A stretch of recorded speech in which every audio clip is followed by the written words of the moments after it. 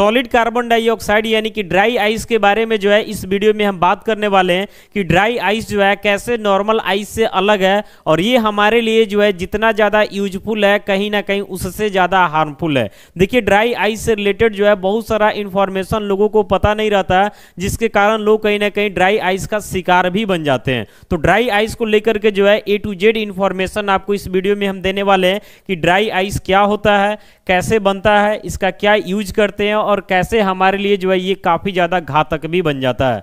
जैसे यहाँ पे देखिए कि एक पार्टी हो रहा है जहाँ पे डांस हो रहा और यहाँ पे भी जो है कहीं ना कहीं ड्राई आइस को यूज किया जा रहा। तो ड्राई आइस को लेकर के जो है सारे कंफ्यूजन को जो है आपको इस वीडियो में हम क्लियर करने वाले हैं। तो सबसे पहले आपको हम बता देना चाहते हैं कि ड्राई आइस का जो केमिकल नेम होता है ये क्या होता है, तो सॉलिड कार्बन डाइऑक्साइड। आपको पता होगा कि ऑक्सीजन भी एक गैस है, मीथेन भी एक गैस है, नाइट्रोजन भी आपका एक गैस है, वैसे ही कार्बन डाइऑक्साइड भी एक गैस ही होता है। और आपको ये भी पता होगा कि जब हम लोग सांस लेते हैं तो उसमें कहीं ना कहीं ऑक्सीजन को लेते हैं और जब हम लोग सांस छोड़ते हैं तो उसमें कार्बन डाइऑक्साइड को क्या करते हैं, रिलीज करते हैं। और उस सिचुएशन में कार्बन डाइऑक्साइड जो है गैसियस फॉर्म में रहता है और ऑलरेडी जो है हमारे माइंड में यही सेट रहता है कि कोई भी जैसे कार्बन डाइऑक्साइड हो या ऑक्सीजन हो या नाइट्रोजन हो, ये सब का सब जो है गैस ही है। लेकिन ऐसा बात नहीं है, सिचुएशन के अनुसार ये सबको जो है किसी दूसरे फॉर्म में भी जो है कहीं ना कहीं रहना पड़ता है। जैसे मान लेते हैं हम ऑक्सीजन के बारे में बात करते हैं तो ऑक्सीजन को भी जो है जब सिलेंडर में भरा जाता है तो उस सिचुएशन में काफी हाई प्रेशर के कारण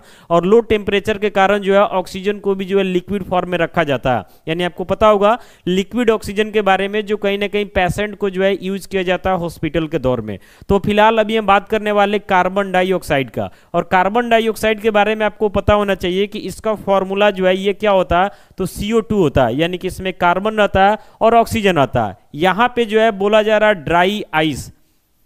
यहां पे क्या बोला जा रहा है, ड्राई आइस। जैसे आइस हमारे मन में आता है तो तुरंत हम लोग सोच लेते हैं कि वही पानी वाला जो बर्फ होता है उसको बोल रहे हैं, तो ऐसा बात बिल्कुल नहीं है। पानी वाला जो बर्फ होता है, जो आइस होता है, उसका फॉर्मूला जो है H2O होता है, जबकि ड्राई आइस का फॉर्मूला क्या होता है, तो CO2 होता है।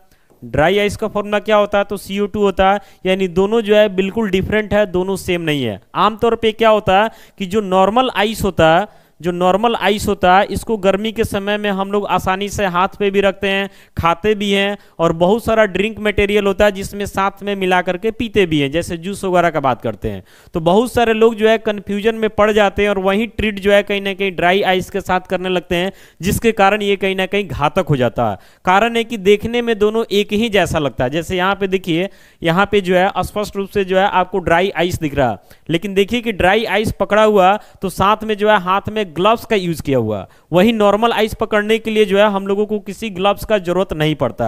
और इसी कंफ्यूजन में लोग जो है कभी कभी होटल में, रेस्टोरेंट में जाते हैं और वहां पे ड्राई आइस मिल जाता है, जिसको खा लेते हैं और खाने के बाद काफी ज्यादा हार्मफुल होता है, जिसको भी हम इस वीडियो में बताने वाले हैं। तो सबसे पहले आपको बता देते हैं कि जो नॉर्मल आइस होता है हमारा, यानी कि जो H2O होता है, ये आपका एक तरीके से वाटर ही है, समझ रहे ना। तो वाटर के बारे में आपको पता होगा कि 3 फॉर्म में एग्जिस्ट करता है। एक लिक्विड फॉर्म में एग्जिस्ट करता है, एक वेपर के फॉर्म में एग्जिस्ट करता है, यानी कि गैसियस फॉर्म बोल सकते हैं, और एक आपका जो है आइस के फॉर्म में एग्जिस्ट करता है। इसका जो है तीनों रूप यूजफुल है, हम लोग आराम से इसका यूज करते हैं, कहीं से कोई दिक्कत नहीं है। वहीं कार्बन डाइऑक्साइड के बारे में आपको बात करते हैं तो मान लेते हैं कि यही आपका रूम है और इसमें कार्बन डाइऑक्साइड पूरा बढ़िया से भर करके आपको डाल दिया जाए तो जाहिर सी बात है कि आप यहाँ पे रह नहीं पाएंगे, क्योंकि हम लोगों को क्या चाहिए होता है, तो ऑक्सीजन चाहिए होता है।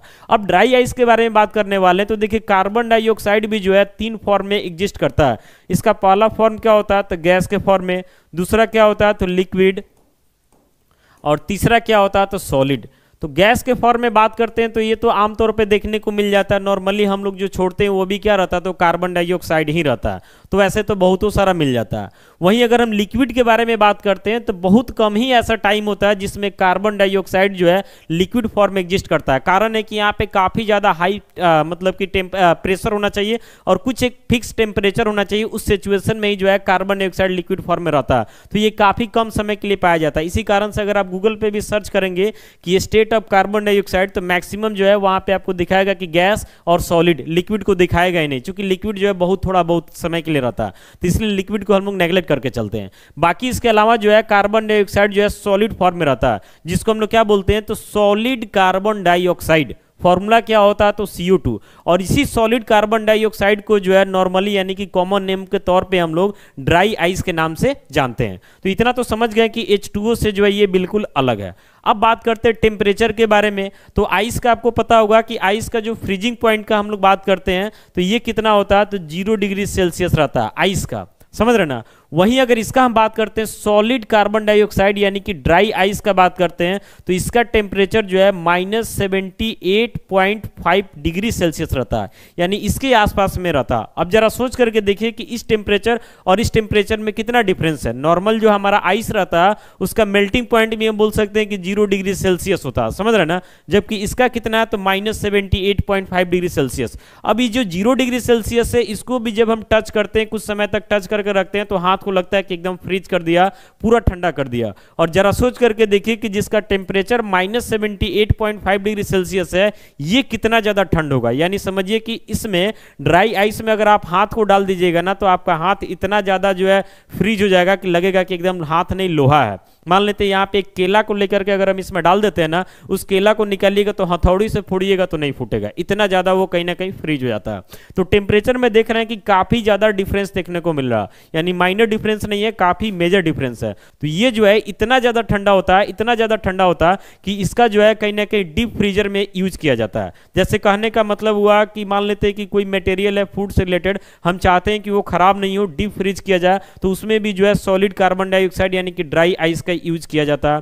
इसके अलावा अगर हम बात करते हैं तो आजकल रेस्टोरेंट में क्या होता है कि नहीं होता कि खाना को जो है थोड़ा सा अलग तरीके से लुक देना है, तो उसमें भी थोड़ा बहुत ड्राई आइस डाल दिया जाता है। तो एक तरीका से गैस है तो धीरे धीरे जो ऐसे निकलता है तो उसमें दिखाई देता है तो थोड़ा सा अच्छा लगता है। बाकी इतना जान लीजिए कि सॉलिड कार्बन डाइऑक्साइड यानी कि ड्राई आइस जो है सब्लिमेशन में पार्टिसिपेट करता है। सब्लिमेशन जो है केमिस्ट्री का एक पार्ट है। इसमें बताया जाता है कि कोई भी अगर सब्सटेंस सॉलिड फॉर्म में है, अगर उसको थोड़ा भी हीट मिल जाएगा तो डायरेक्ट गैसियस में चला जाता है, या गैस में है अगर उसको हम कूल करते हैं तो किस में आ जाता है, तो सॉलिड में आ जाता है। तो ये कहीं ना कहीं ड्राई आइस के साथ होता है। यानी ड्राई आइस जो है जब ये आपका सॉलिड फॉर्म में भी है, जैसे ही इसको टेम्परेचर मिलेगा, हीट मिलेगा, तो उस सिचुएशन में ये लिक्विड में नहीं जाएगा। जैसे यहाँ पे क्या है कि इस आइस के बारे में बात करते हैं तो अगर ये सॉलिड में है, जब टेम्परेचर मिलेगा तो पहले लिक्विड में जाएगा फिर गैस में जाएगा, लेकिन इसके साथ ऐसा नहीं होता। इस सॉलिड से जो है डायरेक्ट किस में जाता है, तो गैस में जाता है। और वहीं गैस को अगर आप कूल करते हैं, फ्रीज करते हैं, तो डायरेक्ट किस में आता है, तो सॉलिड में आता है, जिस चीज को केमिस्ट्री में हम लोग क्या बोलते हैं, तो सब्लिमेशन बोलते हैं। तो इसी कारण से इसका यूज वहां पर भी किया जाता है। अभी बताया कि रेस्टोरेंट में जो है जब खाना वगैरह परोसा जाता है तो उसमें थोड़ा बहुत डाल दिया जाता है। इससे क्या होता है कि बाहर का टेम्परेचर मिलता है और ये सॉलिड से जो है गैस में कन्वर्ट होना शुरू हो जाता है, तो देखने में थोड़ा सा अच्छा लगता है। यानी कुछ इस टाइप का लुक आता है, समझ रहे ना, इस टाइप का लुक आता है तो देख करके अच्छा लगता है। और आजकल के जमाना में आपको पता है कि देखने के लिए लोग बहुत कुछ करते हैं, तो इसलिए दिखावे में भी जो इसका यूज किया जाता है।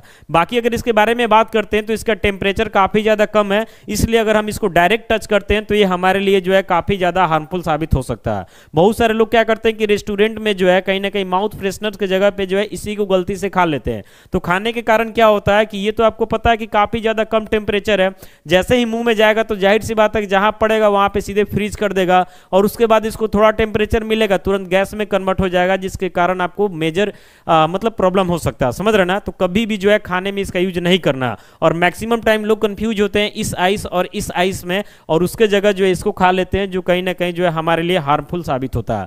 बाकी अगर आप इसको जब भी पकड़ना चाहते हैं, रखना चाहते हैं, तो उस सिचुएशन में जो है आपके हाथ में ग्लव्स जरूर होना चाहिए, ताकि इसके टेम्परेचर से जो आप बच सके, नहीं तो आपके लिए जो है ये काफी ज्यादा डेंजरस साबित होगा। बाकी और भी पार्टी फंक्शन में आप देखते होंगे कि इस टाइप का जो है एक तरीका से धुआं टाइप का माहौल बनाया जाता है, तो ये भी जो है कहीं ना कहीं ड्राई आइस से ही बनाया जाता है। इसमें किया जाता है कि आसपास में जो है ड्राई आइस का बॉक्स रखा रहता है, उसमें जो है इलेक्ट्रिसिटी से हीट दिया जाता है, तो ये डायरेक्ट जो है वेपर में कन्वर्ट हो जाता है, और वेपर में कन्वर्ट होकर के चारों तरफ फैल जाता है, जो देखने में अच्छा लगता है। अब सोचिएगा कि यहाँ कोई प्रॉब्लम क्यों नहीं हो रहा, तो यहाँ प्रॉब्लम इसलिए नहीं हो रहा क्योंकि इस सिचुएशन में ये सॉलिड से टच में नहीं ना है, ये कहीं ना कहीं वेपर से टच में। जैसे मान लेते हैं कि यहाँ पे ड्राई आइस है, हम उसको डायरेक्ट टच करेंगे तब ना उसका टेम्परेचर हमको अटैक करेगा, लेकिन वहीं जब वेपर में कन्वर्ट हो जाएगा तो घूमेगा तो फिर कोई दिक्कत नहीं है, क्योंकि इन्वायरमेंट के टेम्परेचर के साथ वो भी क्या हो जाता है, तो मेंटेन हो जाता है। इसके अलावा जो है फायर स्टिंगर्स का हम बात करते हैं, आपको शुरू में ही बोले हैं कि ड्राई आइस जो है सॉलिड फॉर्म में भी रहता है, लिक्विड फॉर्म में भी रहता है, गैस फॉर्म में भी रहता है,